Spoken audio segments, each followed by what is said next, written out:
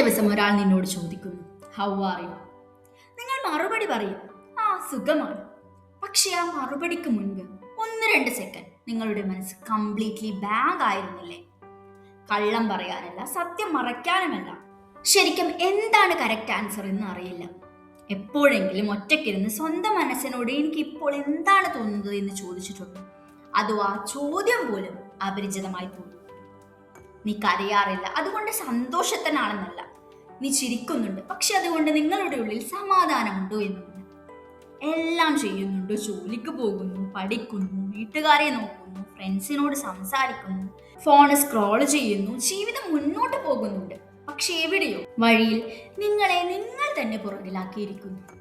ഇത് സങ്കടവുമല്ല, സന്തോഷവുമല്ല, എക്സ്പ്ലെയിൻ പോലും ചെയ്യാൻ സാധിക്കാത്ത ഒരു തരം എംപ്റ്റിനെസ് ആണ്. ജീവിതം ഒരു സിനിമ പോലെ മുന്നോട്ട് പോകുന്നു, പക്ഷെ അതിൽ അഭിനയിക്കുന്നത് നിങ്ങളല്ല എന്ന തരത്തിലുള്ള ഒരു തോന്നൽ. മറ്റുള്ളവർ പറയും, ഇവൻ സ്ട്രോങ് ആണ്, ഒരിക്കലും തളരില്ല. പക്ഷെ അവർ കേൾക്കാത്ത ചോദ്യം നിങ്ങളുടെ ഉള്ളിൽ നിശബ്ദമായി മുഴങ്ങും, എനിക്ക് എന്താണ് സംഭവിച്ചത്? മേ ബി അതുകൊണ്ടായിരിക്കാം നിങ്ങൾ ഈ വീഡിയോ ഓപ്പൺ ചെയ്തത്. കാരണം നിങ്ങൾക്ക് വേണ്ടത് മോട്ടിവേഷനോ പ്രൊഡക്ടിവിറ്റി ടിപ്സോ ഒന്നുമല്ല. ഇന്ന് പറയുന്നത് നിങ്ങളുടെ മനസ്സ് എങ്ങനെ നിങ്ങളെ സംരക്ഷിക്കാൻ ശ്രമിക്കുന്നു എന്നാണ്. കിടർ ഒരു ദിവസം കൊണ്ട് പറ്റില്ല. ഓരോ തുള്ളി വീതം അത് ശൂന്യമാകും. മനസ്സും അതുപോലെ തന്നെയാണ്.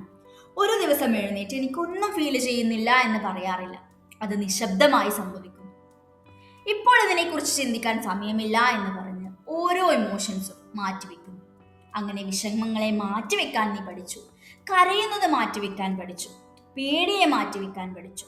ക്ഷീണം മാറ്റിവെക്കാൻ പഠിച്ചു. എല്ലാവർക്കും വേണ്ടി ശാന്തമാകാൻ പഠിച്ചു.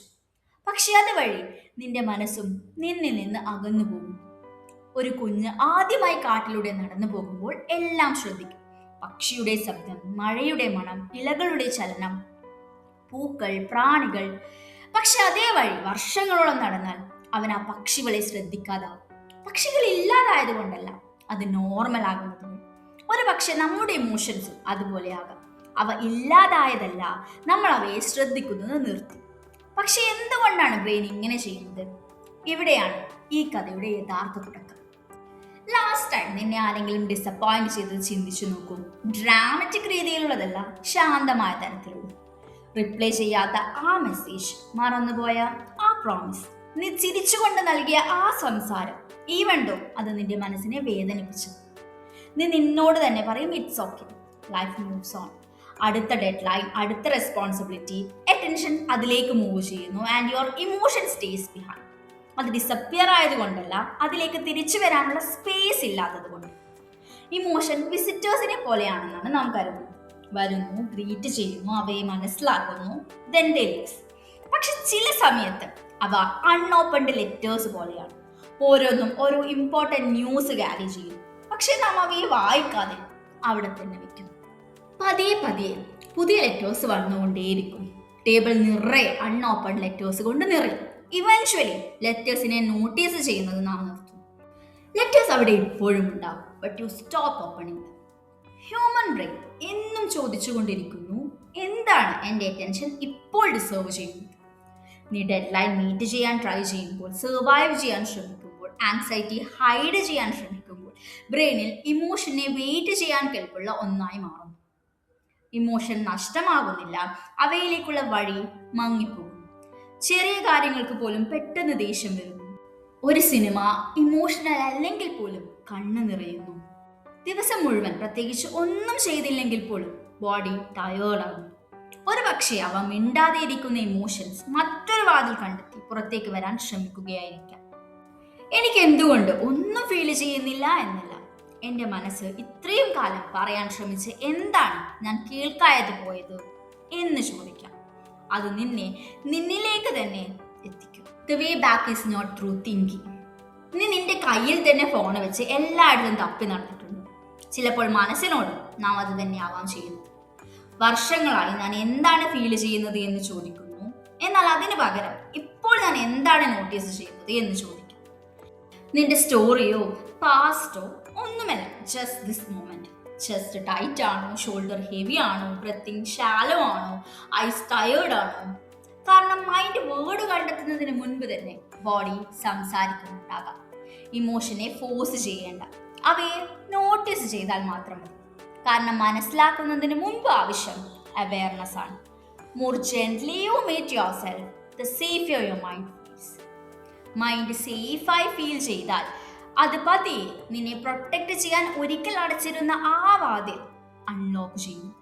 സോ ഇന്ന് നിന്നെ ഫിക്സ് ചെയ്യാനോ നിന്റെ ആപ്പിസസിനെ ചേസ് ചെയ്യാനോ ഒരു ആൻസർ ഡിമാൻഡ് ചെയ്യുകയോ വേണ്ട. Just sit with your self for 5 minutes. ചിലപ്പോൾ നിന്നെ നിന്നിലേക്ക് തന്നെ തിരിച്ചു കൊണ്ടുവരുന്നത് is the bravest journey you will ever make.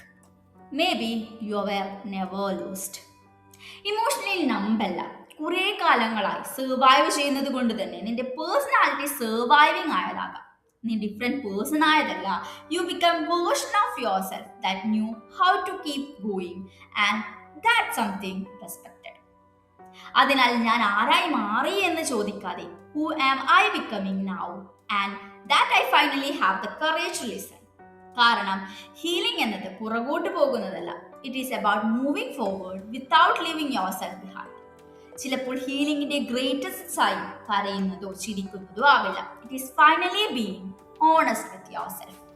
ഇന്ന് തന്നെ എല്ലാ ഇമോഷൻസും മനസ്സിലാക്കേണ്ടതില്ല, ഹീല് ചെയ്യേണ്ടതില്ല. എന്നും നിന്നിലേക്ക് തന്നെയുള്ള ചെറിയ ചെറിയ സ്റ്റെപ്പുകൾ മാത്രം മതി. കാരണം നീ തിരയുന്ന ആ പേഴ്സൺ ദൂരെ എവിടെയുമില്ല. They have been quietly waiting for you to come home. എന്നും എനിക്ക് സുഖമാണ് എന്ന് മാത്രം പറഞ്ഞുകൊണ്ടിരിക്കുന്ന ആ കൂട്ടുകാരനുമായി ഈ വീഡിയോ ഷെയർ ചെയ്യാം. ഇപ്പോൾ ഈ നിമിഷം നിന്റെ മനസ്സ് നിന്നോട് എന്താണ് പറയുന്നത്? കമന്റിൽ പറയും. കാരണം ആ വാക്ക് ചിലപ്പോൾ മറ്റുള്ളവർക്ക് ഞാൻ ഒറ്റയ്ക്കല്ല എന്ന പ്രതീക്ഷ നൽകിയേക്കാം. Healing does not begins the day you have all the answers. It begins the day when you stop running from the questions.